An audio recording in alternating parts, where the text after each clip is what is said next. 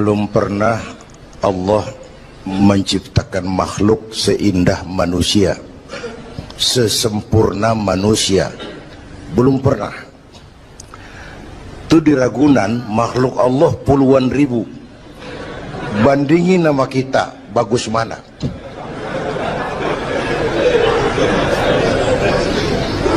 Ada makhluk Tuhan tuh yang disebut malaikat, diciptakan dari cahaya, immaterial, dan karena itu tidak perlu material. Malaikat diberikan akal tapi tidak diberikan nafsu. Kalau malaikat selalu benar, nggak istimewa. Kalau malaikat nggak pernah salah, wajar. Nggak ada yang bikin mereka salah. Material nggak perlu, seksual nggak perlu, sama duit budek, sama perempuan kagak open. Malaikat. Sebaliknya ada makhluk Allah yang namanya binatang, diberikan otak tapi tidak diberikan akal. Mereka hanya diberi nafsu. Sapi kalau dia ngelihat rumput, nggak usah nanya ini rumput halal apa haram, nggak usah. Ayam jago kalau sudah datang syahwatnya, nggak usah nengok ini banyak orang apa enggak, nggak usah. Dan itu wajar binatang. Nah yang ketiga kita manusia, makhluk paling komplek, diberi akal, diberi nafsu. Tiap hari sejak bangun tidur sampai tidur kembali terjadi pergolakan perjuangan antara bisikan akal dan nafsu. Kadang akal menang, kita naik jadi malaikat, cuman potongannya manusia. Kadang nafsu menang, kita turun lebih kayak binatang, bahkan lebih rendah daripada binatang, lebih buas daripada binatang. Buas-buasnya sapi, makanannya cuma rumput. Manusia kalau sudah buas itu aspal, kabel telepon, minumnya solar,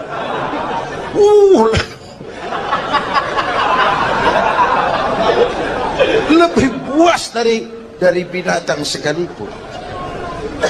Agar akal bisa mengendalikan nafsu, Allah menurunkan agama, bukan menghilangkan, mengendalikan, mengatur.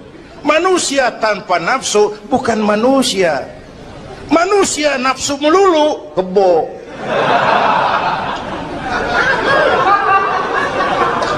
Islam nih, agama nih nggak ngilangin nafsu, ngatur supaya sesuatu pada tempatnya. Jangankan hidup berkehidupan, pakai kopiah saja mesti ada caranya tuh. Ya, ada cara. Ceramah ya gini, dagang miringin dikit, main gaple begini.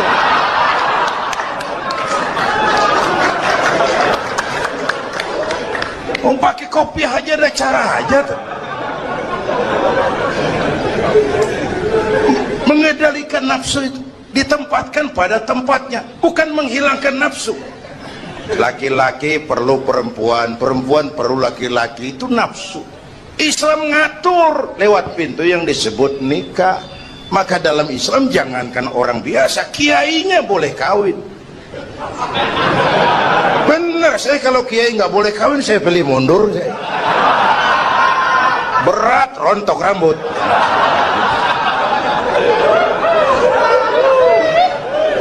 Ngatur. Saudara-saudara hadirin yang saya hormati, jadi ternyata di sini bukan perjalanan terakhir. Bahkan ini harus jadi titik awal ke depan, menata hari esok yang lebih pasti dan lebih baik. Pertama, jangan pernah terniat kita akan kembali ke sini lagi. Jangan pernah terniat bahwa kita optimis, itu harus. Bahwa kita semua punya salah, itu pasti. Nih, saya nih, Zainuddin nih, kalau mengharap masuk surga pakai amal yang saya kerjakan sendiri, roman-romannya tipis harapan. Bener. Sholat saya berapa banyak saya tahu, sedekah saya berapa duit saya tahu, sholat saya berapa banyak saya tahu. Terus saya baca sejarah, Nabi Adam dosanya atu, makan buah khuldi. Nabi Adam dosanya atu, dikeluarin dari surga. Kita dosa banyak, pengen masuk, kan kagak nyambung nih, nggak nyeklek. Untung Allah itu bukan Tuhan pendendam. Allah itu ramah dan penuh rahmah. Manusia, dosamu banyak, coba kau lihat rahmatku jauh lebih banyak. Manusia, dosamu besar, lihat ampunanku jauh lebih besar. Kau nangis di hadapanku, aku senyum melihatmu. Kau berjalan menujuku, aku lari menyambutmu. Sini manusia, sini. Itu yang bikin kita optimis. Allah ramah dan penuh rahmah. Tuhan kita bukan Tuhan pendendam. Jangankan kita nih yang ada dalam Duratan apa Riyadhus Shalihin itu kan riwayat lama. Ada mbahnya bajingan, tengik lagi. Ini pernah membunuh 99 manusia. 99 orang dibunuh. Bayangin, satu hari datang hidayah, ada keinginan taubat kembali, berangkat dia cari ustadz mau menyatakan taubat. Yang ditemuin ustadz belum tapi matang, masih mengkel. Assalamualaikum ustadz. Salam. Kenapa ustadz? Saya mau nanya, apa? Saya mau taubat, bisa nggak sih? Emang dosa ente apa? Saya pernah bunuh 99 orang Ustaz. Oh, ente kelewatan amat. 99 mau gedean itu, susah taubatnya, susah. Enak aja 99 dibunuh, kurang ajar ente. Oh, niat namanya bajingan digituin, naik darahnya. Sialan nih Ustaz nih. Orang mau taubat kok ngomongnya nggak enak. Gue pikir daripada 99 dengan gue lempengin nih. Akhlakul karimah itu kriterianya itu langsung dari Allah. Jadi bukan manusia yang menentukan sesuatu itu baik, benar, salah. Itu hak prerogatif Allah. Nah, akhlak ini lebih lengkap, lebih sempurna daripada daripada adat misalnya.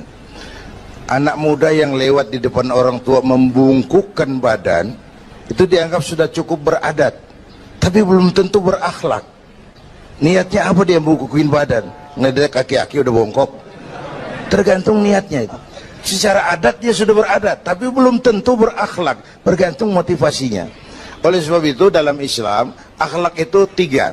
Pertama, akhlak kepada Tuhan. Ini yang terpenting dan ini pondasi.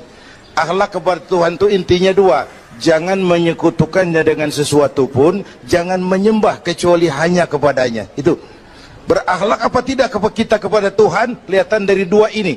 Jangan menyekutukannya dengan sesuatu, jangan menyembah kecuali hanya kepadanya. Itu sumber nilai akhlak. Jangan menyekutukan Tuhan dengan terang-terangan atau remeng-remeng. Kadang-kadang kita terang-terangan enggak, remeng-remeng kejebak. Gue entak pakai cincin ini nih, tuh cincin dah. Gue entak pakai cincin ini nih. Jangan anak perawan, nenek-nenek lihat gue lemes. Nenek-nenek ya lemes.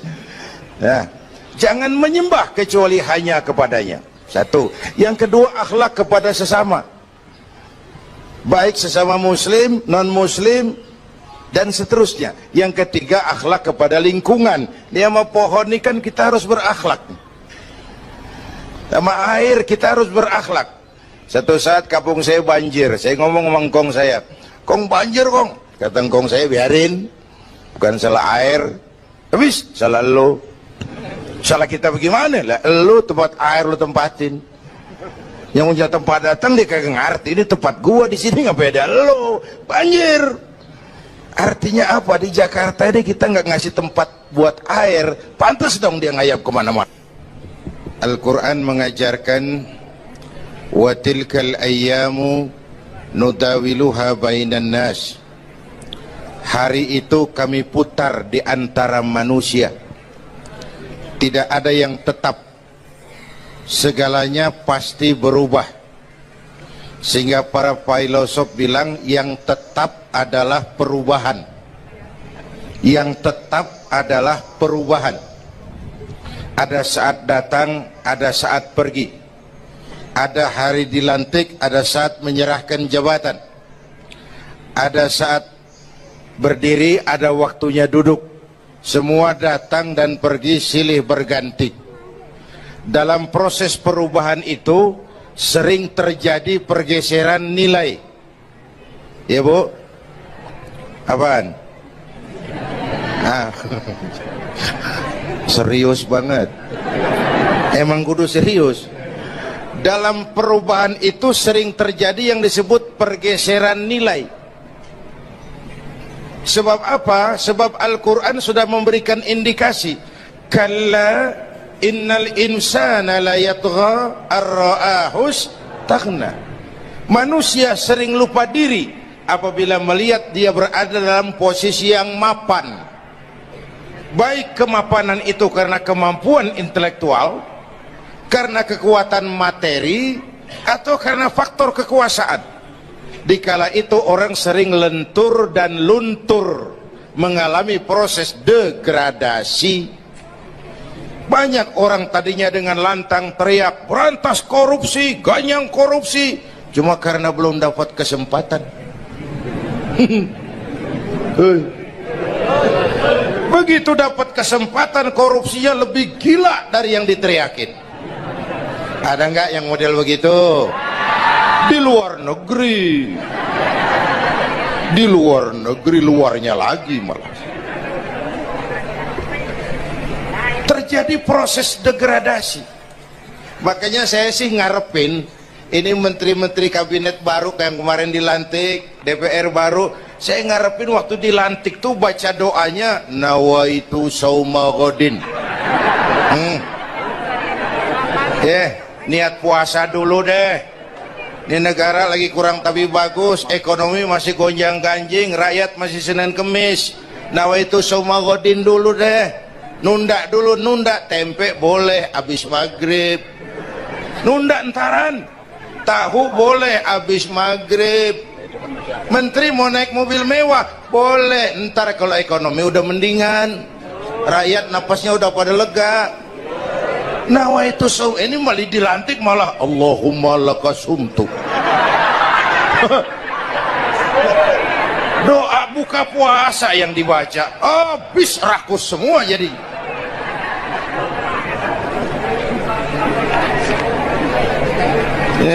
Dengerin ngikutin senturi ya, ban bingung kita.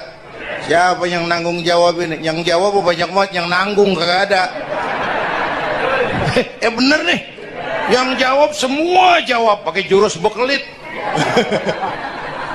Yang nanggung kagak ada. Nih ujung-ujungannya saya khawatir kayak lagu Bengawan Solo, akhirnya ke laut. Kalau udah ke laut udah kagak ada yang ngurusin, udah ribet urusan.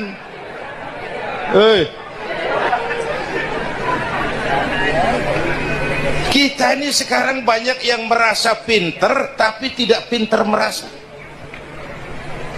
Akibat era informasi kita banyak tahu tapi nggak tahu banyak. Coba dong, siapa aja ngomong apa aja diomongin, begitu dia dalemin gue juga katanya. Banyak tahu tapi nggak tahu banyak. Merasa pinter tapi nggak pinter merasa. Orang tuh kalau merasa pinter yang timbul keangkuhan. Tapi kalau pinter merasa yang timbul kebijakan. Ayolah, nah itu sama godin sebentar kok, nunggu maghrib deh. Kalau ekonomi udah beres, rakyat hidup jodoh rada mapan, itu menteri mau pakai mobil buahnya mewah, masa bodo amat.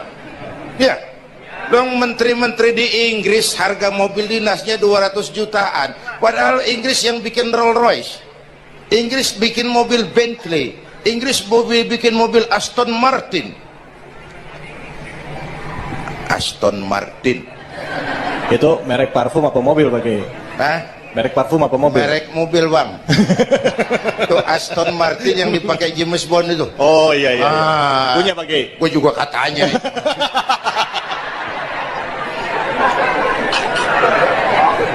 Lah mobil menterinya harga 200 jutaan.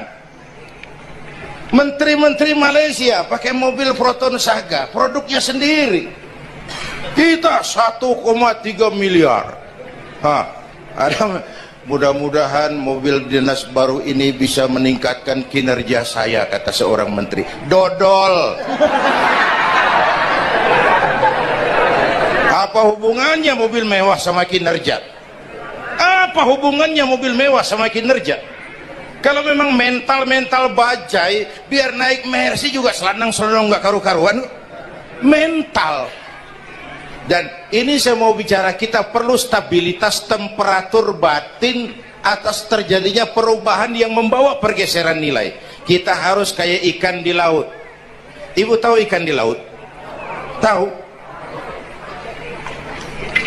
Itu katanya ikan di laut udah Kristen semua, sebab yang paling gedenya paus.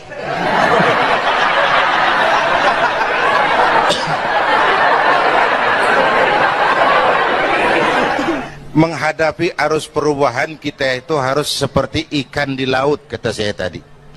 Ikan di laut biar 3 tahun berendam di air asin, nggak ikut jadi asin tuh ya. Kenapa? Karena dia hidup. Ikan yang hidup 3 tahun berendam di air asin nggak ikut asin. Tapi begitu dia mati, ikan mati mah bagaimana keadaan? Digaremin asin, diasemin asin. Ikan mati. Orang yang jauh dari agama, jiwanya mati. Kalau jiwanya mati, gampang diasem garemin lingkungan. Dekat sama ustadz, kalem kayak ustadz. Dekat sama tukang mabok, teler aja lagi. Gue sih bagaimana yang nyamper aja gue mah. Gampang diasem garemin lingkungan. Tapi orang yang jiwanya hidup, silakan buka tempat pelacuran di samping rumah saya, pantang saya ikut. Silakan buka tempat judi di depan rumah saya, nggak bakalan saya ikut. Silakan buka minuman keras di belakang rumah saya, nggak bakalan saya ikut. Jiwanya hidup. Dan jiwa akan hidup kalau agama hidup di hati kita. Kita tidak bisa menghindari perubahan. Kita tidak bisa menghindari arus persaingan. Sekarang ini jangankan dagang, jadi kiai juga kalau nggak sanggup bersaing. Ini bahasa kasar tapi jujur. Curhat. Karena sekarang orang hidup di zaman banyak pilihan. Pergeseran nilai pas. Alif bawah e alif depan o a e o mim da semata dalapan talam depan lo mata lo. Berasa. Nah, begitu masuk listrik, rumah pada terang, terjadi pergeseran nilai. Apa yang kita lihat? Televisi main gede-gedean. Ya, ya. Ngaku lu, ngaku. Suara Al-Quran sepi. Jangankan yang baca Barzanji, yang apal sifat 20, yang baca Quran pun sepi. Ini pergeseran nilai. Dulu sosial kontrol tajam, Pak. Orang peduli sama lingkungan. Dulu, sekarang lu gue. Ya, ya. Dulu kalau ada anak gadis hamil di luar nikah, aib, malu selebar kampung. Sekarang makanan hari-hari. Benar-benar nih. Ibu-ibu lebih menghargai selingkuh daripada poligami. Ayo ngaku, ngaku. Yang bapaknya senyumnya lebar banget nih Pak. Yang bapak. Terjadi pergeseran nilai. Nah, kita ingin pergeseran nilai itu yang positif, bukan yang negatif. Nah, supaya bisa kita harus punya filter. Ini kan abad entertain, Pak. Orang pandai membangun pencitraan sekarang ini. Karena rakyat kita, umat kita ini kan sekarang kayak daun kering, Pak. Gampang dikumpulin, susah diikat. Berisik, gampang dibakar. Cepat heran, gampang kagum. Masyarakat mall. Nih ibu-ibu nih, coba asal ada mall baru, rame-rame aja berangkat. Belah sono buka, rame-rame aja ke sono. Kagak belanja. Numpang heran doang. Ke sono heran, kemari kagum. Ini dimanfaatkan oleh ahli entertain, pandai membungkus, membangun opini, membangun pencitraan. Maka kita harus punya filter. Menghadapi arus perubahan harus punya stabilitas temperatur batin. Apa konsepsi dasarnya? Agama, Bu. Kekuasaan kalau jatuh ke tangan orang beriman, aman. Ilmu kalau jatuh ke tangan orang beriman, manfaat. Harta kalau jatuh ke tangan orang beriman, manfaat. Rahmatan lil. Tapi kekuasaan jatuh di tangan orang yang jauh dari iman, Fir'aun kan dulunya cuman raja, Bang, cuman kelamaan jadi raja, nggak ada yang nandingin, akhirnya lupa daratan, ngaku jadi Tuhan. Ana rabbukumul a'la, aku Tuhanmu yang paling tinggi, katanya. Dihadapi oleh Musa. Dulu mah adu sihir, sekarang pan adu konsep. Itu cuman beda versi aja. Dulu adu sihir, sekarang adu visi dan misi. Polanya sama. Begitu orang tuh dikenal dari visi dan misinya. Akhirnya Fir'aun mengangkat diri jadi Tuhan, ditenggelamkan di Laut Merah. Begitu udah cengap-cengap napas sampai tenggorokan, baru amantu bi Rabbi Musa wa Harun. Aduh, kalau begini saya juga percaya sama Tuhannya Musa. Udah mau mati, walaikal maut, gemes banget, dikedukin lumpur, dijubulin, mampus loh. Kemarin kemana, udah gini hari baru beriman. Kekayaan kalau jatuh di tangan orang yang jauh dari iman, yang muncul korun, lupa diri, lupa daratan, masuk dalam kategori kalla innal insana la yatgha ar-ra'ahus taghna. Maka dalam pada itu kita bersyukur Majelis Ulama memberikan fatwa yang berkenaan dengan perubahan-perubahan yang terjadi di tengah-tengah kita, supaya kita ini punya pagar, supaya kita punya benteng ada yang kita pegang. Dan yang memberikan fatwa juga Majelis Ulama, bukan seorang tuh, majelis. Lalu terdiri dari berbagai macam proses pertimbangan. Nggak sembari ngelamun di bawah pohon jambu tuh nyusun fatwa tuh. Saya perlu sampaikan ini sebab orang kan harus hati-hati. Memang ada hadis, barang siapa yang berijtihad lalu ijtihadnya benar, dapat 2 pahala. Kalau ijtihadnya salah, dia dapat 1 pahala. Man ijtahada, man di sini bukan lil itlaq, bukan siapa saja. Barang siapa lalu siapa saja, nggak beres urusan. Barang siapa yang memenuhi persyaratan untuk berijtihad, lalu dia berijtihad, itu yang kalau salah dapat 2, kalau salah dapat 1, kalau benar dapat 2. Jadi manijtama'a fihi syurutul ijtihad, bukan man lil itlaq, lalu siapa saja boleh berijtihad, lalu lahir fatwa yang aneh-aneh. Tetapi sungguh pun demikian, fatwa Majelis Ulama itu tidak bersifat mengikat. Ini yang bijaksananya. Tuh, dalam Al-Quran, Pak, Bu, balik lagi ke ceramah nih. Dalam Al-Quran Allah itu maha bijaksana. Kapan? Coba. Kalau surga disediakan untuk orang yang tidak punya dosa, sepi surga. Ya. Nih, ayo jujur nih. Ada nggak yang kagak punya dosa di sini? Nggak ada. Untung Allah bilang apa? Wa amma man sakulat mawazinuhu fahuwa fi 'ishatir radiyah.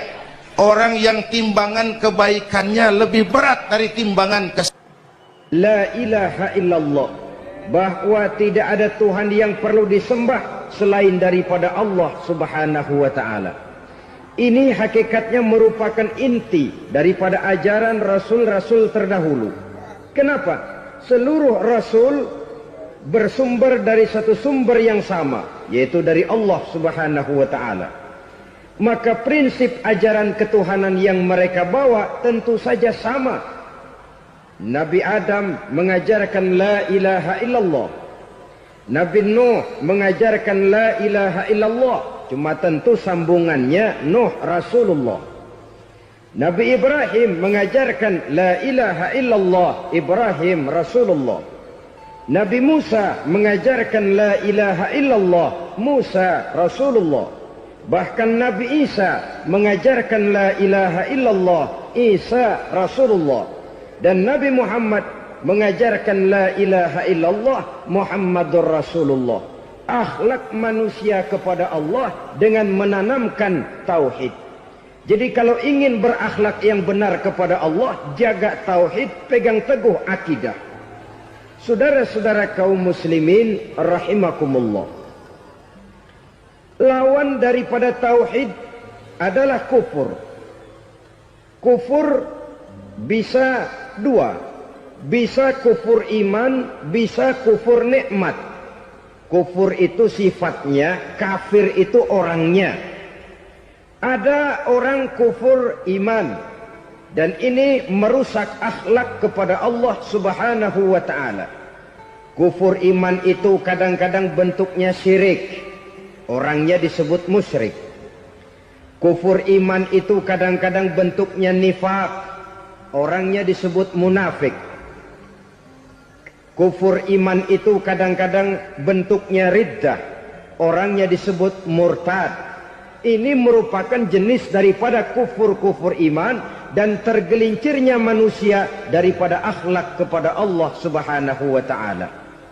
Benar, di zaman sekarang kita tidak menyembah berhala. Memang di zaman sekarang kita tidak menyembah patung. Iya, kita tidak berkeyakinan Tuhan lebih dari satu. Tapi kadang-kadang akhlak kita kepada Allah sering lentur dan luntur, sering bergoyang dan tergoncang, sering kena erosi dan polusi. Bahwa kita tidak menyembah Latta, Uzza, Manat dan Hubal seperti masyarakat jahiliyah dahulu, memang. Tapi Latta zaman sekarang, Uzza zaman sekarang, Manat dan Hubal di zaman sekarang, berhala-berhala di abad kita sekarang ini, kadang-kadang bernama harta, kadang-kadang bernama wanita, kadang-kadang bernama tahta, mungkin juga bernama Toyota. Sesuatu yang lebih kita agungkan daripada Allah, menjelmalah dia menjadi berhala-berhala di zaman kita sekarang ini. Manakala kita di kantor sudah lebih takut kepada kepala bagian kita daripada kepada Allah, maka Tuhan kita barangkali adalah kepala bagian kita. Manakala kita sudah lebih takut kepada manusia daripada kepada Allah, bergeserlah akhlak kita kepada Allah, mengagungkan manusia dan menomorduakan Allah. Maka di zaman sekarang akhlak kita kepada Allah sering kena erosi, sering kena polusi. Mungkin karena sulitnya lapangan kerja, tingginya tensi ekonomi, persaingan hidup yang makin tajam, sulitnya mencari lapangan kerja, orang kadang-kadang nekat, sedikit pertimbangan, picik pandangan, mudah melakukan potong kompas, sehingga terjadilah perbuatan-perbuatan yang memelencengkan akhlak kita kepada Allah Subhanahu wa ta'ala. Kadang-kadang terjebak mempercayai selain daripada Allah. Kadang-kadang terjebak di dalam mengagungkan yang selain daripada Allah lebih dari yang seharusnya. Terkenalah akhlak kita kepada Allah, jaringan-jaringan erosi dan polusi. Kufur sebagai lawanan daripada tauhid merupakan sifat daripada orang yang tidak berakhlak kepada Allah. Bentuknya pertama bisa syirik. Syirik itu artinya meyakini ada Tuhan lain selain daripada Allah. Itu yang namanya syirik. Jadi percaya Tuhan ada, cuman Tuhannya kelebihan. Itu yang disebut syirik, dan itu merupakan cerminan dari akhlak yang rusak kepada Allah Subhanahu wa ta'ala. Berkeyakinan Tuhan lebih dari satu, berkeyakinan bahwa Tuhan itu beranak atau diperanakkan, atau mengagungkan sesuatu sama dengan Allah, atau menjadikan yang selain Allah sebagai tujuan akhir daripada perjalanan kehidupan ini, maka itu sudah terjebak kita dalam musyrik. Dan syirik satu dosa yang tidak berampun. Bahasa kasarnya, yang namanya syirik itu jenis bapak moyangnya dosa. Saudara-saudara, sebab itu saya pesan, kalau memang terpaksa, biasanya yang tinggal di kota-kota besar itu kalau tidak kepengen dosa kan susah. Kalau terpaksa harus bikin dosa, cari yang kecil-kecil saja. Yang kira-kira taubatnya gampang, umpamanya pulang sholat Jumat nukar sendal, umpama, yaitu jelas dosa. Tapi dosa yang taubatnya agak mudah, jangan sampai terjebak ke dalam syirik, menyekutukan Allah. Kalau sudah menyekutukan Allah, Allah dimadu, murka benar Allah kepada kita. Innallaha la yaghfiru ayyushraka bih wa yaghfiru ma duna dzalika liman yasha. Allah tidak akan memberi ampun kepada orang yang menyekutukannya dengan sesuatu, tapi Allah mau mengampunkan dosa yang selain itu bagi orang yang dikehendakinya. Jadi orang-orang yang sudah terjebak syirik, menyekutukan Allah, meyakini ada Tuhan lain selain daripada Allah, meyakini Tuhan beranak atau diperanakkan, bagaimanapun baiknya mereka di dunia, bagaimanapun sosial jiwanya, bagaimanapun pemurah tangannya memberikan santunan dan pertolongan kepada orang lain, kalau sudah syirik, seluruh nilai kebaikannya akan tidak ada gunanya lagi. Karena tidak ada tempat nilai kebaikan itu bergantung. Sedangkan kita berbuat baik agar diterima oleh Allah. Kalau Allahnya marah kepada kita, siapa yang akan menerima nilai kebaikan itu sendiri? Ini bentuk yang pertama. Yang nyata-nyata menyembah berhala, syirik. Yang nyata-nyata beriktikad Tuhan lebih dari satu, syirik. Atau yang tersamar. Yang tersamar itu yang sering jadi penyakit kita. Saya sejak ada perkutut ini di rumah, perkutut. Saudara-saudara, yang merusak akhlak kepada Allah, yang merusak tauhid setelah syirik, bisa juga berbentuk nifak. Nifak itu sifatnya, orang yang punya sifat nifak disebut munafik. Asal katanya dari nafakun. Nafakun itu satu lubang yang punya dua muka, seperti goa, ada tempat masuk, ada tempat keluar. Maka munafik orang yang punya dua muka. Kalau bahasa kita, pandai bermain minyak di atas air. Manis jika berhadapan, balik belakang lain bicara. Sehingga apa yang dinamakan nifak, kata Imam Ali Al-Jurjani dalam kitab ta'rifatnya, izharul imanu bil lisan wa kitmanul kufri bil qalbi.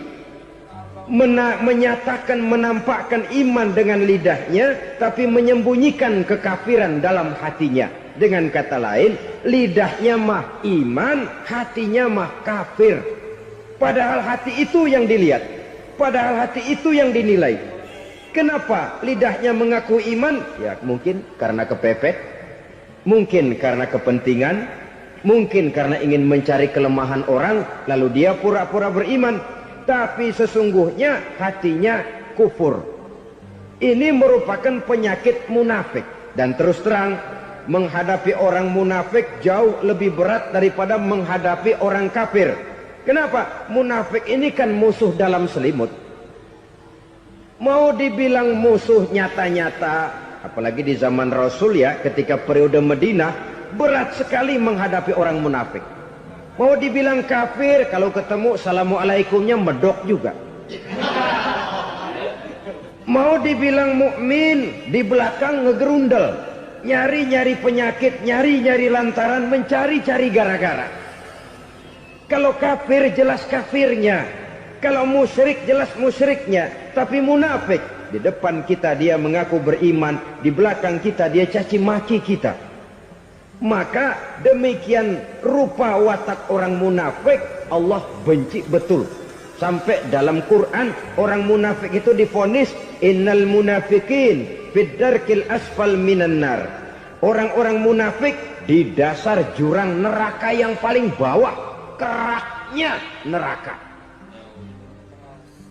Saudara-saudara kaum muslimin rahimakumullah, sebab munafik sangat berbahaya, membahayakan umat, membahayakan agama.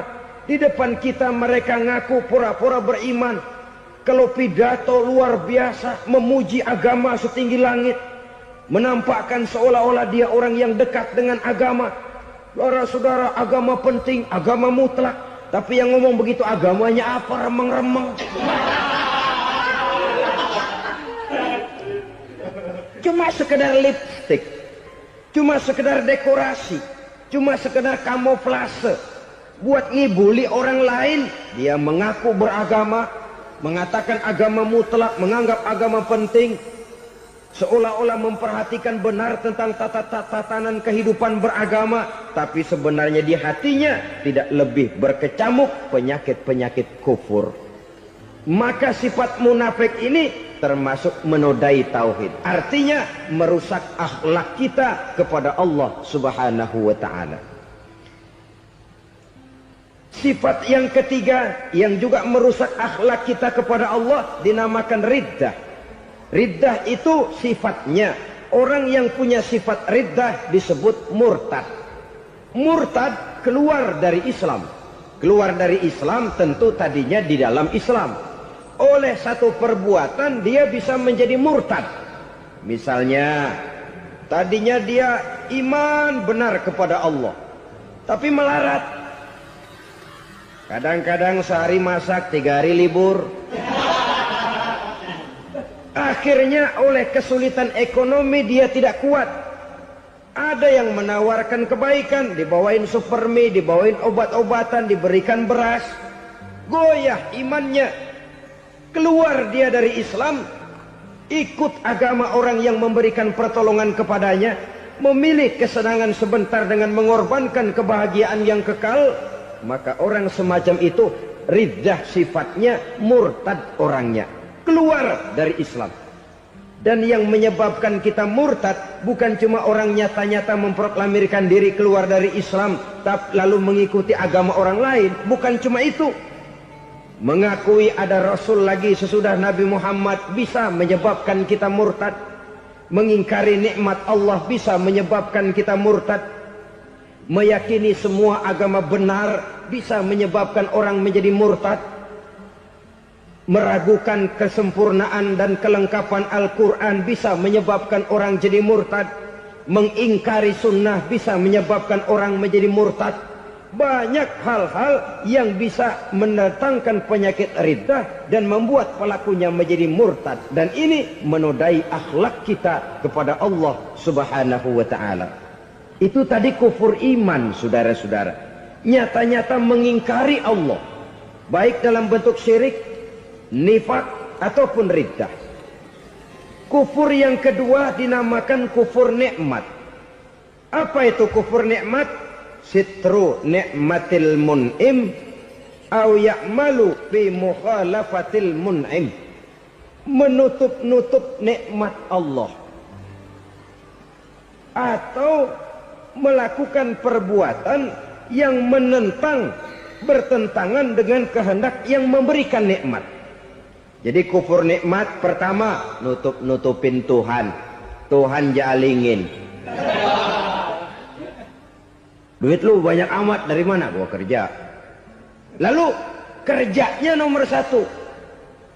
Orang yang berakhlak kepada Allah, dia akan menjawab, kamu uangnya kok banyak, dari mana? Rizki dari Allah. Caranya, saya kerja. Kerja itu cara, rizki itu dari Allah datangnya. Bukankah di zaman sekarang kita sering terpeleset? Ini merupakan cerminan dari rapuhnya akhlak kita kepada Allah Subhanahu wa ta'ala.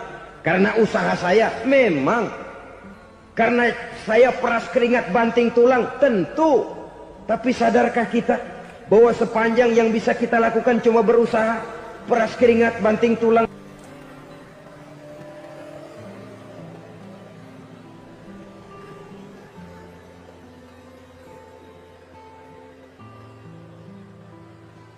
Soal rizki, soal jodoh, soal maut, Kitakah yang mengatur? Kitakah yang menentukan? Subhanallah.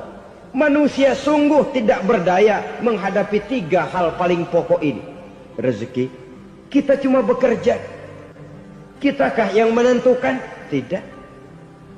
Kita berusaha saja, rezeki belum pasti dapat. Apalagi kalau kita tidak berusaha. Jangan terjebak dalam fatalisme.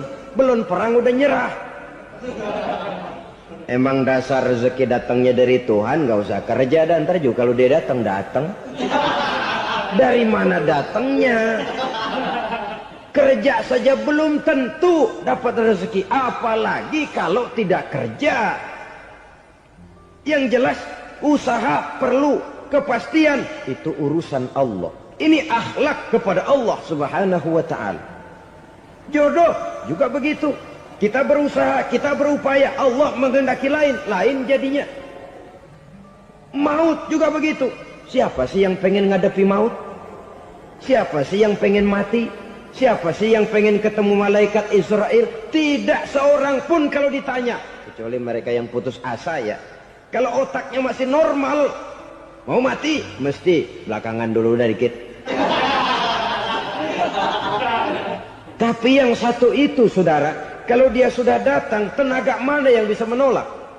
Kalau dia sudah berkunjung, kekuatan mana yang bisa menghindar? Kalau dia sudah ingin bertemu, kemana kita bisa melarikan diri? Manusia sepanjang yang dia lakukan hanya berusaha, tapi kepastian, ketentuan dari Allah Subhanahu wa ta'ala. Orang yang kufur nikmat, nutupin Allah. Dia merasa rezekinya adalah mutlak peras keringatnya. Seolah-olah Allah nggak punya peranan apa-apa di situ. Oh, ini kan saya bisa rumah begini karena saya kerja keras. Oh, ini mobil saya begini, saya kerja keras. Peras keringat, banting tulang, keras.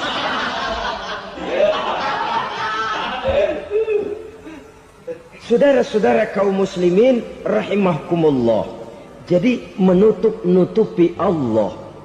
Akibatnya nanti kalau dia berhasil, Allah ketutupan. Kalau dia gagal, orang lain dicaci maki, dicari kambing hitam. Yang kambing hitam kan mahal. Karena orang sering cari-cari kambing hitam. Jarang orang mau jujur kalau bertemu kesulitan lalu mencari sebab pada dirinya sendiri. Yang paling enak ya nyalain orang. Lo begitu. Orang lain yang paling enak kita salahin. Au ya'malu fi mukhalafatil mun'im, atau dia melakukan sesuatu yang tidak sesuai dengan kehendak yang memberikannya nikmat. Diberikan kita tangan, mulut sih nggak berhenti, terima kasih Tuhan, alhamdulillah saya dikasih tangan. Cuma nih tangan enteng mat nabokin orang mulu. Itu sudah mukhalafatul mun'im, bertentangan dengan kehendak yang memberikan nikmat. Diberikan harta, mulutnya mah basah, terima kasih Tuhan, alhamdulillah dikasih harta, tapi pelitnya minta ampun. Kikir koret medit. Ini juga termasuk kufur nikmat, mempergunakan suatu nikmat bertentangan dengan kehendak daripada yang memberikan nikmat itu sendiri. Saudara-saudara kaum muslimin rahimakumullah. Oleh karenanya kufur iman memang lebih bahaya daripada kufur nikmat. Tapi jangan lupa, kufur nikmat bisa menyeret orang kepada kufur iman. Nah kalau Allah udah dialingin, Tuhan sudah dinomor duain, lama-lama kenapa dia tidak mendewakan dirinya sendiri? Mendewakan pangkatnya, mendewa-dewakan otaknya, mendewa-dewakan kemampuannya. Pada awalnya dia memang cuma kufur nikmat, tapi lambat laun kalau ini tidak diobati secara pasti orang akan mengarah kepada kufur iman. Bisa berbentuk syirik, bisa berbentuk nifak, bisa berbentuk riddah. Saudara-saudara, oleh karena itu menjaga akhlak kepada Allah mutlak penting. Sebab apa? Kita tidak berakhlak kepada manusia saja, kita dikucilkan dari pergaulan. Kalau kita tidak berakhlak kepada Allah, dikucilkan oleh Allah. Hadis qudsi menyatakan, man lam yashkur ala na'mai wa lam yasbir ala balai falyakhruj min tahtis samai falyatlub rabban siwaya. Kata Allah, siapa orang yang tidak mau bersyukur terhadap nikmat yang aku berikan kepadanya dan tidak mau sabar terhadap ujian yang aku berikan kepadanya, falyakhruj min tahtis samai, persilahkan saja keluar dari kolong langitku, waliyatlub rabban siwaya, tolong cari Tuhan lain selain daripada aku. Murka Allah, diusir, cuman gak kedengeran aja. Siapa yang tidak mau syukur terhadap nikmatku, siapa yang tidak mau sabar terhadap ujian yang aku berikan kepadanya, persilakan keluar dari kolong langitku ini, cari Tuhan lain selain aku. Langit Tuhan yang punya, Tuhan kita lawan, diusir dari kolong langit, mau pindah ke kolong mana?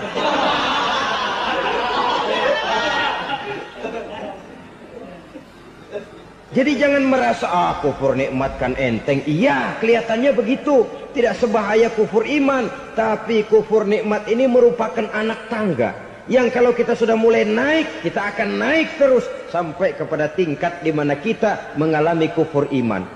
Kalau sudah ke sana, maka akhlak kita kepada Allah terkenalah erosi, terkena polusi, hancur akhlak kepada Allah, dan itulah sumber kesengsaraan abadi. Kalau cuma kita tidak berakhlak kepada manusia, barangkali resikonya cuma kehidupan di dunia ini. Mungkin juga ada kehidupan akhirat. Tapi kalau sudah tidak berakhlak kepada Allah, dunia akhirat kita rugi dan celaka. Maka pada kesempatan ini saya mengajak, marilah jaga baik-baik akhlak kita kepada Allah. Satu kali kita bertauhid, sampai mati kita bertauhid. Satu kali la ilaha illallah, jangan tergelincir lagi kita keluar daripada kalimat itu. Satu kali kita bertuhankan Allah, jangan bertuhan yang lain selain daripada Allah. Jangan sekutukan Allah, jangan samakan Allah dengan sesuatu, jangan mengangkat yang lain sama agungnya dengan Allah. Sebab dengan demikian kita seolah-olah sudah mengotori akhlak kita kepada Allah Subhanahu wa ta'ala.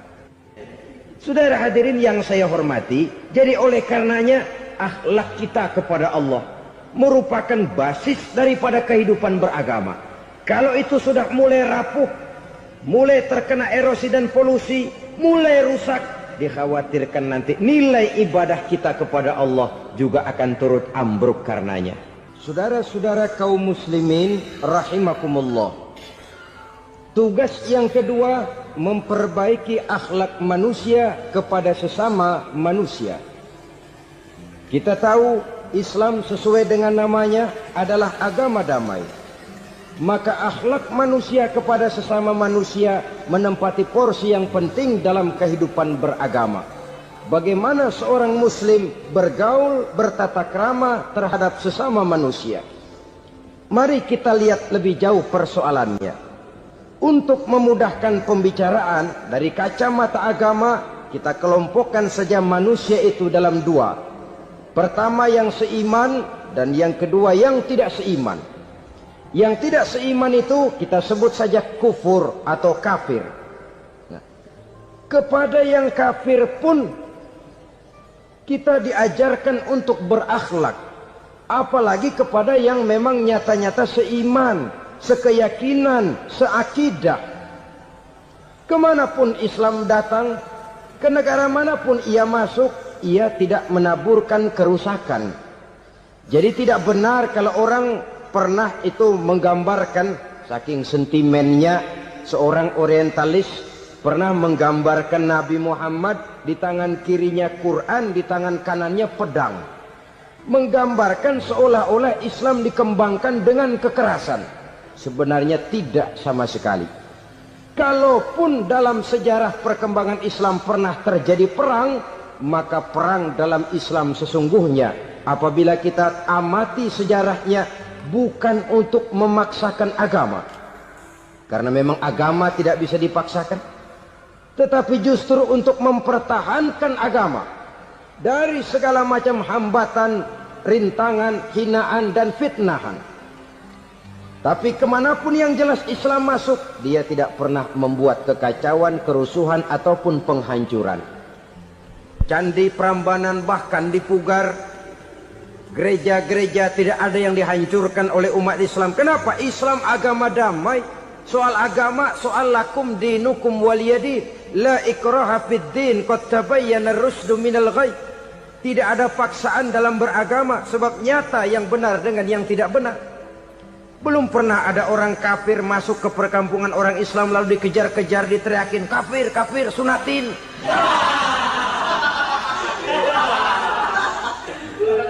Belum pernah. Kenapa? Islam menghormati orang lain agama. Nah, yang kafir ini macam-macam, saudara. Ada kafir harbi. Nah, ini kafir kerok. Ini kafir yang nyata-nyata memproklamirkan permusuhan kepada umat Islam. Nyata-nyata mengganggu ketenangan umat Islam. Kafir yang seperti ini yang boleh diperangi. Misalnya kita mau sembahyang Jumat dijagain. Nggak boleh sembahyang Jumat, getok palanya. Kafir harbi artinya tantangan perang datang dari mereka, bukan kita yang mulai. Mereka yang buka front. Prinsipnya umat Islam tidak boleh mencari-cari musuh, tapi pun tidak boleh lari kalau ketemu musuh. Musuh jangan dicari, ketemu jangan lari. Karena itu kesan seolah-olah umat Islam ini teroris, umat Islam ini destroyer, umat Islam ini sering menimbulkan keonaran, kerusakan. Sungguh satu fitnahan yang sangat keji. Umat Islam adalah umat yang cinta damai. Islam di masa perkembangannya masuki Eropa melalui Selat Gibraltar, Jabal Tariq, memasuki Spanyol. Islam tidak pernah meruntuhkan gereja. Islam tidak pernah membunuh orang-orang Nasrani. Bahkan Islam mewariskan peradaban dan kebudayaan yang begitu tinggi nilainya di bidang ilmu pengetahuan. Sampai ketika itu Barat banyak mengkaji ilmu pengetahuan dari dunia Islam. Buku-buku berbahasa Arab diterjemahkan ke bahasa Yunani, dipelajari oleh para cendekiawan di negeri Barat sana. Mereka mengambil manfaat yang banyak dari masuknya Islam ke Eropa. Sementara gereja tetap berdiri dengan megahnya. Kuil-kuil tempat peribadatan tidak satupun yang diusik-usik. Kenapa? Islam agama yang cinta damai. Asal dia tidak diganggu, asal kehormatannya tidak dihinakan. Jadi kafir harbi, kafir yang nyata-nyata nantang perang, ngajak berkelahi. Itu kafir yang nyari penyakit. Kafir harbi ini boleh diperangi dengan catatan mereka yang memang mulai. Yang kedua kafir zimmi. Kafir zimmi, kafir yang hidup di tengah mayoritas muslim, tapi mereka mau hidup dengan aman, damai, tenang. Mereka wajib dilindungi.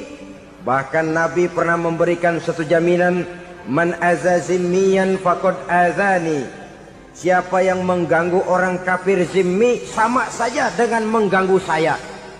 Kehormatannya dijaga, harta bendanya dilindungi, anak istrinya pun dilindungi. Dan ini jadi kenyataan. Saudara bisa lihat di negara-negara yang mayoritas penduduknya beragama Islam, orang-orang kafir di luar Islam hidup dengan tenang, aman, damai. Di Saudi Arabia, di luar tanah haram, di luar Mekah dan Madinah, banyak orang-orang kafir mencari nafkah. Mereka tenang, aman, dilindungi undang-undang. Begitu di Mesir, begitu di negara Indonesia yang berdasarkan Pancasila ini. Kehidupan beragama menimbulkan gairah, rukun, tenang, aman, damai, sepanjang tidak saling ganggu, tidak saling usik, menghargai orang yang sudah beragama, tidak menjadikan penganut suatu agama sebagai sasaran dari dakwah agama lainnya. Saudara-saudara kaum muslimin rahimakumullah. Jadi memang oleh Al-Quran kita dianjurkan asyidda 'alal kuffar ruhama bainahum. Tegas kepada orang kafir, kasih sayang kepada sesama muslim. Tapi tegas bukanlah berarti marah-marahan, bukan berarti musuh-musuhan, bukan ngajaki perang. Tegas dalam arti punya garis tentang kehidupan beragama, lakum dinukum waliyadin. Soal kehidupan sosial, mari kerjasama. Bangun jalan, ayo rame-rame. Siskamling, mari bebarengan. bikin puskesmas, mari sama-sama. Tapi kalau sudah soal agama, itu tidak perlu ada toleransi agama. Yang perlu toleransi antar umat beragama. Kalau umatnya mau kerjasama silakan, tapi tidak menyangkut soal ibadah. Jangan kerjasama di bidang ibadah. Itu kerjasama yang salah pasang, saudara-saudara. Sehingga dengan demikian toleransi adalah menyangkut kehidupan antar umat beragama. Sedangkan agama sendiri punya coupling yang nyata. Sehingga dengan demikian tegas kepada orang kafir dalam arti kita punya satu kepribadian. Tidak ngambang. Enggak, lalu kalau ditanya orang, sebenarnya agama lu apa sih? Ah, gua mah gimana musimnya aja. Agama pakai musim kayak rambutan. Akhirnya ya begitu, musim-musiman. Ke masjid kelihatan, ke gereja hayo, ke candi nongol, ke apa? Bingung malaikat bagaimana nyatetnya nih bocah ini. Di mana aja ada. Kita punya satu kepribadian. Saya Muslim dan garis saya ini, lakum dinukum waliyadin. Bagi Tuhan persilakan agama Tuhan, bagi kami agama kami. Kami hormati Tuhan, Tuhan hormat kepada kami. Tapi soal agama, couplingnya jelas. Kerjasama, mari urusan muamalah, bidang sosial. Yuk kita sistemling sama-sama dengan orang lain agama. Mari jaga kerukunan, kesatuan, persatuan, kekompakan. Perbaiki jalan yang rusak, mari sama-sama. Mendandani jembatan yang runtuh, mari sama-sama. Tapi sembahyang, couplingnya lain-lain.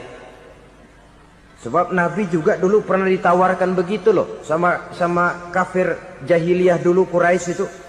Sudah Muhammad, sekarang begini saja, kita join aja daripada marah-marahan. Hari ini saya oke menyembah Tuhanmu Allah. Besok gantian kamu menyembah Tuhan kita, Latta, Uzza, Manat dan Hubal. Turun, qul ya ayyuhal kafirun la a'budu ma ta'budun. Soal ibadah couplingnya jelas, tidak boleh dicampur adukkan. Sebab kalau tidak, kita akan mulai kehilangan identitas diri.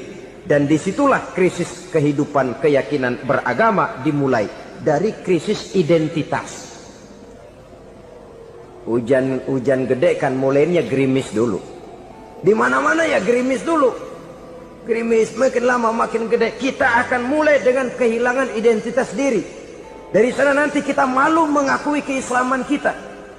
Kalau orang Islam malu mengakui keislamannya, ini kan ironi, menyedihkan. Ngakui Islamnya saja malu, menonjolkan keislamannya malu. Tidak ada rasa bangga beragama. Padahal ini modal dasar. Hanyalah dengan rasa bangga beragama kita lalu konsekuen. Bukan bangga yang tidak konsekuen. Wah, pokoknya kan gua kan Islam. Agama yang paling benar. Tapi hidupnya sendiri jauh dari tuntunan Islam. Itu bangga yang tidak beralasan. Bangga yang tidak perlu dibanggakan sebenarnya. Kebanggaan yang membuat kita konsekuen dan dekat dengan kehidupan beragama. Jadi dengan demikian saudara-saudara, kepada non-muslim kita juga harus berakhlak. Bukankah ini sudah dicontohkan oleh Rasul? Bagaimana beliau disambiti orang di Taif, yang menyambiti malah didoakan. Bagaimana Suraqah mau membunuh beliau, malah Suraqah didoakan. Bagaimana Abu Jahal dan Abu Lahab saking mangkalnya. Ini Abu Jahal pernah gali lubang di kamarnya sendiri, di depan tempat tidurnya. Setelah dia gali lubang, ditutupin pakai keraras korma. Lalu dia tarik selimut, belagak meriang. Dia pesan pesuruhnya, bilangin Muhammad encangnya meriang. Pamannya sakit, minta ditengokin. Nabi dengan segala husnuzonnya berangkat nengokin. Abu Jahal dari balik selimut ngintip. Ah, itu dia Muhammad, itu dia tuh. Dia tuh, masuk Dani, masuk.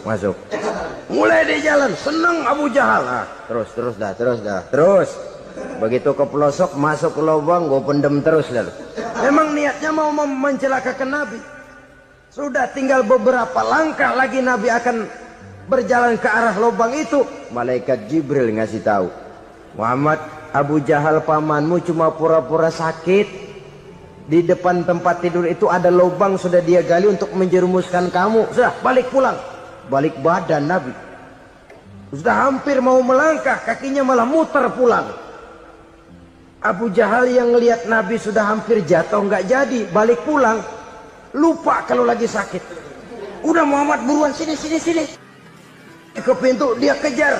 Dia lupa sama lubang yang dia gali. Begitu dia kejar, dia yang kepelosok masuk ke dalamnya. Sejak saat itu ada pepatah, man hafara hufratan waqa'a fiha. Siapa yang suka nggali lubang, dia sendiri bakal terpelosok ke dalamnya. Jatuh dia ke lubang yang dia gali. Padahal ya paling banter 2 atau 3 meter paling dalam. Dari dalam lubang itu dia teriak-teriak, Muhammad, tolongin, pamanmu kecebur. Kasih tahu Muhammad, kasih tahu, datang lagi lah pesuruhnya. Muhammad, pamanmu Abu Jahal kecebur, minta tolong diangkatin. Sudah diulur tambang, habis sambung lagi, nggak bisa sampai. Masa iya, cuma kamu yang bisa nolong. Apa yang dilakukan Nabi? Balik mau nolongin. Akhlak. Kita kalau ada orang gali lubang buat nyeburin kita, dia sendiri yang kecebur. Gorok gua kagak lemin loh. Mati sekalian dah. Nabi mah enggak, balik nolongin tuh Abu Jahal. Kenapa paman kecebur? Iya Muhammad, tolong, tambang udah diulur-ulur, sambung-sambung nggak sampai. Aduh kasihan paman, nih pegang tangan saya. Nabi cuma ulurin tangan, nyampe dipegang oleh Abu Jahal. Diangkat ke atas. Nyampe atas, apa kata Abu Jahal? Tambang bergulung-gulung nggak nyampe, kamu cuma pakai tangan doang kok bisa Muhammad, hebat banget sihirmu. Mukjizat dia bilang sihir, udah ditolongin nyelak lagi, kan yang enak kita injak palanya. Orang dulu bilang wah katanya nolongin anjing kejepit. Udah selesai ditolongin malah yang nolong digigit. Saudara hadirin yang saya hormati, kepada orang-orang kafir kita harus berakhlak, menghormati mereka, tidak memaksakan satu keyakinan dalam batas-batas yang ditolerir oleh agama, yaitu pada masalah-masalah sosial dan muamalah. Itu kepada non-muslim, apalagi kepada sesama muslim. Baik akhlak kepada orang tua, akhlak kepada guru, akhlak kepada jiran atau tetangga, itu semua termasuk dalam akhlak kepada sesama manusia. Akhlak kita kepada orang tua, kadang-kadang kita orang timur ini ketularan orang barat. Engkongnya dianggap CS. Salaman main kedet aja, halo kong. Engkongnya berhalo di bengong. Saudara-saudara kaum muslimin rahimakumullah, akhlak yang tua kepada yang muda, akhlak yang muda kepada yang tua, kepada jiran dan tetangga, kepada sanak famili dan handai tolan, pendeknya kepada sesama muslim. Tetangga ada haknya, ada hak tetangga yang kalau kita berakhlak itu harus dipenuhi. Contoh kecil, kalau saya beli radio, itu saya dong boleh berpikir, ini radio saya beli pakai uang saya setel di rumah saya, sekeras-kerasnya ada apa sama orang lain? Radio gua, yang beli gua pakai duit gua, gue setel di rumah gue, ada urusan apa sama orang lain? Itu kalau menurut saya. Tapi tetangga sebelah saya kan bisa juga ngomong begitu. Mata gue, yang ngantuk gue tidur di rumah gue, kenapa suara radio lu masuk kemari? Ketika itulah lalu kebebasan saya nyetel radio dibatasi oleh kebebasan tetangga saya yang mau tidur. Ini sudah akhlak namanya. Umpamanya lagi ada Nabi ajarkan, iza tobakhta maraqatan fa'akthir ma'aha wa ta'ahad jiranaka. Kalau kamu masak sayur, banyakin kuahnya, bagiin tetangga kamu. Bukan bagiannya itu yang jadi soal, tapi akhlak kepada tetangga. Udah tahu tetangganya kelaparan, diseksa, goreng ikan asin, se-RW baunya ngayap, kembang kempis orang nungguin. Saudara hadirin ma'asyiral muslimin rahimakumullah, Jadi dengan demikian, kalau sudah kembali kepada orang-orang yang nilai imannya sama dengan kita, apapun organisasinya, apapun baju yang mereka pakai, kaos yang mereka pakai, jaket yang mereka pakai, kalau sudah seakidah, seiman, jaga akhlak kita. Pendapat boleh berbeda, kaos boleh tidak sama, jaket boleh beraneka warna, bendera boleh beragam-ragam, tapi ukhuwah Islamiyah ini utamakan. Adalah lebih baik mencari persamaan dalam kehidupan dan bukan memperbesar perbedaan. Hanyalah dengan mengembangkan nilai-nilai akhlak semacam ini, toleransi tidak hanya diperlukan kepada yang non-muslim, kepada sesama muslim pun toleransi. Artinya apa? Jangan memponis amalan orang lain. Yang usolli, yang tidak usolli, berjalanlah menurut keyakinannya masing-masing. Jangan lalu memponis, itu namanya nggak toleransi. Kamu nggak pakai usolli ya? Enggak. Brengsek. Kamu pakai usolli ya? Iya. Bid'ah. Lah dua-duanya kagak yang benar. Kalau yang sembahyang kagak benar, bagaimana yang kagak sembahyang? Apa itu yang benar? Toleransi, setuju dengan perbedaan pendapat, jangan memponis amalan orang lain. Karena kita hanya beramal, hak menerima adalah Allah Subhanahu wa ta'ala. Jangan sebentar-bentar mencap bid'ah, dolalah, finnar, neraka. Kayaknya neraka kapling orang tuanya kali. Gampang bener masukin orang ke neraka. Kita kadang-kadang bisa toleransi dengan orang luar, tapi kepada sesama muslim toleransi tidak sanggup kita adakan. Halo, selamat sore.